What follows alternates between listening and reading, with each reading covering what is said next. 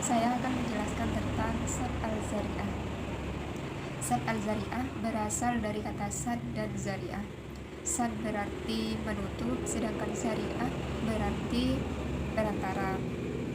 Sebagian ulama mengkhususkan zari'ah adalah sesuatu yang membawa pada perbuatan yang dilarang dan mengandung kemudaratan. Secara bahasa, al-zari'ah adalah jalan yang membawa kepada sesuatu yang baik atau buruk. Dapat diketahui bahwa sad al-zari'ah adalah metode penggalian hukum Islam dengan melarang, mencegah, dan menutup jalan atau jalan yang menyampaikan kepada tujuan baik yang halal maupun yang haram. Selanjutnya, pandangan ulama tentang sad al-zari'ah. Tidak semua ulama sepakat dengan sad al-zari'ah sebagai metode dalam menetapkan hukum. Pandangan ulama dapat diklasifikasikan dalam 3 kelompok. Yang pertama, kelompok yang menerima sepenuhnya sebagai metode dalam menetapkan hukum adalah mazhab Hambali dan mazhab Maliki. Bahkan, mereka mengembangkan metode ini dalam pembahasan fiqh dan usul fiqh mereka, sehingga bisa berkembang dengan luas. Yang kedua, kelompok yang tidak menerima sepenuhnya sebagai metode dalam menetapkan hukum adalah mazhab Hanafi dan mazhab Syafi'i. Contoh kasus mazhab Hanafi adalah ketika beliau melarang mengalirnya air ke perkebunan atau ke sawah. Hal ini merupakan tindakan mencegah memperoleh sesuatu yang dihalalkan oleh Allah dan merupakan tindakan yang mengharamkan sesuatu yang dihalalkan. Padahal air merupakan rahmat Allah yang boleh diakses oleh siapapun. Contoh kasus mazhab Syafi'i adalah ketika wanita dalam masa iddah karena ditinggal suami meninggal, wanita tersebut dilarang berhias, menggunakan pacar, menggunakan wewangian, dan menggunakan pakaian yang mencolok.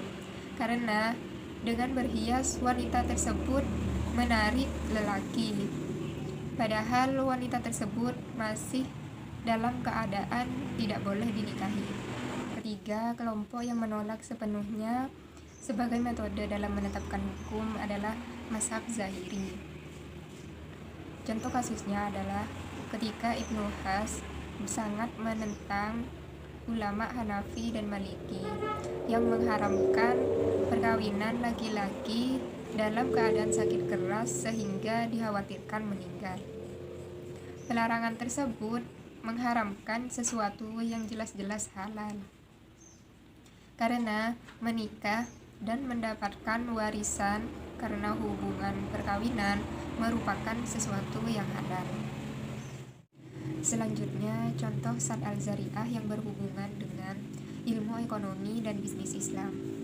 Contoh kasusnya bai al-inah, di mana seseorang menjual suatu barang.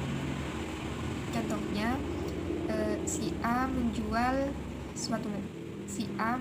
mobil kepada si B dengan kredit dengan harga 100 juta rupiah.